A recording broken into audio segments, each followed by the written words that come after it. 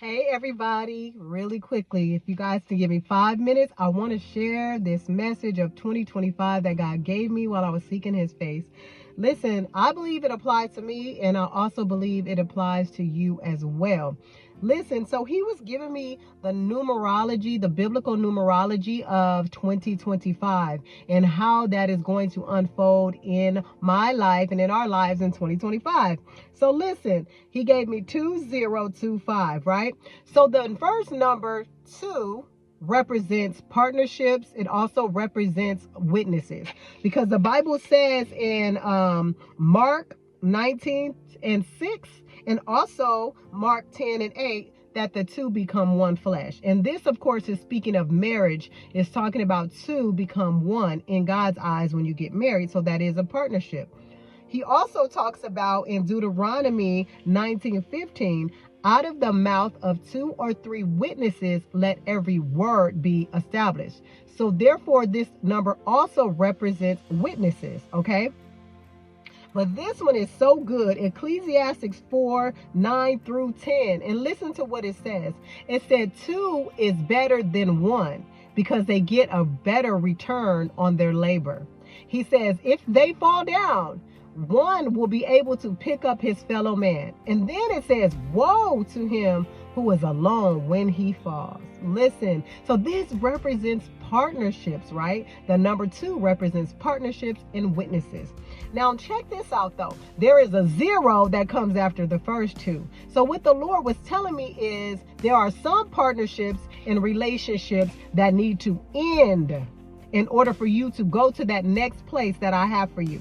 He said it does not need to be with bitterness or anger, because some of these relationships and partnerships are good, right? They were able to pick us up when we fail, right? Some of them represent a time when we were in trauma, in drama, in healing, and that person was able to pick you up in that season. And now you've been healed, and now you've gone to a new place, and now you're whole, and that person wants to keep speaking to the broken you. They want to keep speaking to the angry you, the person that's unhealed, the unhealed you, and you're like, but I'm not there anymore.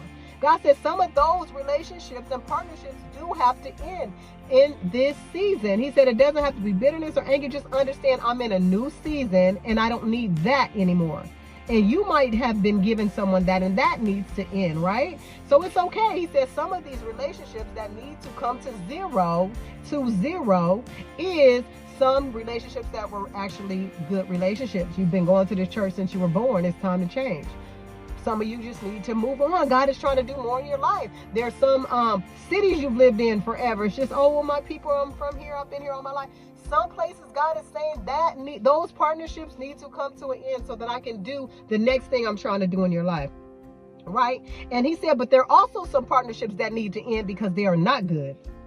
All right. And this represents, this is represented in Mark 7:43-7.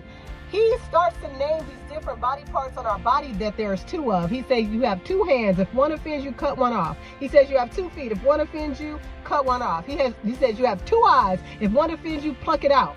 It's better to go into heaven with 1 eye, 1 hand, and 1 foot than to be in hell with both. What is he saying? There are some relationships that are dragging you to hell. You know that they're leading you away from God. You know they're leading you away from your purpose, but you just refuse to cut it off. God said those relationships need to end. Cut it off. It's better for you to be hurt and cry while you are stepping to go into your new season, into the season with God and where he's calling you, than to be led to hell by an old relationship.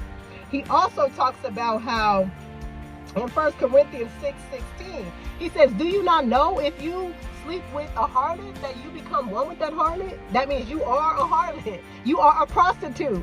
He said, who are you sleeping with? Who are you enjoining yourself with and becoming that? But you have a goal to become better. You're going to become who you are sleeping with. And you shouldn't be sleeping with anybody if you're not married to them. But I'm talking to those that are out of covenant and you're sleeping with people and you know it's not right. And God said, cut it off because they are holding you back and you are being joined together and held up. Right? He says, so I can get you to the next 2, which is a good partnership because it's followed by 5, grace. He said, let go of those old relationships, cut it off, move forward so I can give you a God-given, divine, grace-filled partnership. I hope this blessed you. Bye.